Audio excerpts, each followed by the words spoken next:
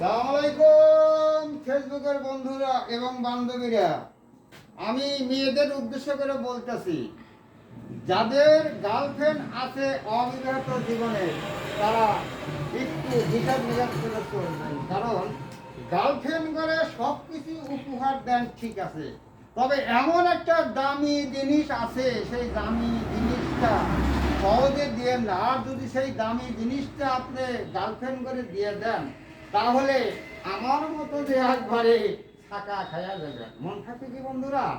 আমি বলছিলাম যে আমি অনেক জায়গায় প্রেম করছি, কেউ আমার মতো তাই আমাদের কপালে যে দুঃখ হয়েছে, আমি আপনাদেরকে বলি আপনাদের কপালে যেন যেরকম দুঃখ না হয়। কারণ গার্লফ্রেন্ডরা প্রথম বিয়ের কথা বলে, কিন্তু পরিবর্তন টাইমে কিন্তু বিয়ে তারা